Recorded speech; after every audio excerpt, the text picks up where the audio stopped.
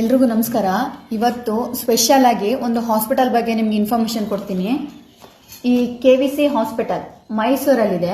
ಮೈಸೂರಲ್ಲಿರೋ ಈ KVC ಹಾಸ್ಪಿಟಲ್ನ speciality ಏನಪ್ಪಾ ಅಂತಂದ್ರೆ, ಅಲ್ಲಿರೋಂಥ ಪೇಷಂಟ್ಗಳಿಗೆ ಟ್ರೀಟ್ಮೆಂಟ್ ಕೊಡದೇ ಇದ್ರು ಕೂಡ ಡಾಕ್ಟರು ನಾನು ಟ್ರೀಟ್ಮೆಂಟ್ ಕೊಟ್ಟಿದ್ದೀನಿ ಅಂತ ಸುಳ್ಳು ರಿಪೋರ್ಟ್ನ ಮಾಡಿ ದುಡ್ಡನ್ನ ವಸೂಲಿ ಮಾಡೋ ಅಂತ ಒಂದು ತಲೆ ಹಿಡಿಯೋ ಕೆಲಸ ಮಾಡ್ತಾ ಇದ್ದಾರೆ. ನಿನ್ನೆ ಸಂಜೆ 5:15ಗೆ ನನ್ನ ಮಗಳು ಮೇಲಿಂದ ಬಿದ್ದು ಏಟ್ ಮಾಡ್ಕೊಂಡಿದ್ದಾಳೆ ಅಂತ ಹಾಸ್ಪಿಟಲ್ ಅಲ್ಲಿ 5:15 ಕರ್ಕೊಂಡೋಗಿ ಅಡ್ಮಿಟ್ ಮಾಡಿದ್ದೀನಿ. ಸಂಜೆ 5:15 ಕರ್ಕೊಂಡೋಗಿ ಅಡ್ಮಿಟ್ ಮಾಡಿರೋ ಮಗುನ ಆದ್ರೂ ನಾಳೆ 12 ಗಂಟೆವರೆಗೂ ಕೂಡ ಯಾವ ಡಾಕ್ಟರ್ ಕೂಡ ಬಂದು ತಿರುಗಿ ನೋಡಿಲ್ಲ. ನರ್ಸ್ಗಳು ಕೇರ್ ಮಾಡಿದ್ದಾರೆ. ನರ್ಸ್ಗಳ ಬಗ್ಗೆ ನಾನು ಮಾತಾಡ್ತಿಲ್ಲ, ಡಾಕ್ಟರ್ ಬಗ್ಗೆ ಮಾತ್ರ ಮಾತಾಡ್ತಿದ್ದೀನಿ.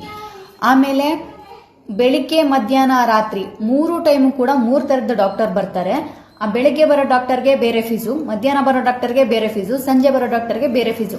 3 ವಿಸಿಟ್ ಡಾಕ್ಟರ್ಸ್ಗೆ ಬೇರೆ ಬೇರೆ ಫೀಸ್ ಇರುತ್ತೆ.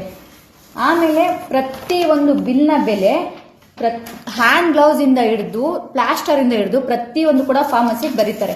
ಅಷ್ಟು ದುಡ್ಡನ್ನ ವಸೂಲಿ ಮಾಡ್ತಾರೆ. ನನ್ನ ಮಗಳಿಗೆ ಯಾವ ಡಾಕ್ಟರ್ ಕೂಡ ಬಂದು ಟ್ರೀಟ್ಮೆಂಟ್ ಕೊಟ್ಟಿಲ್ಲ.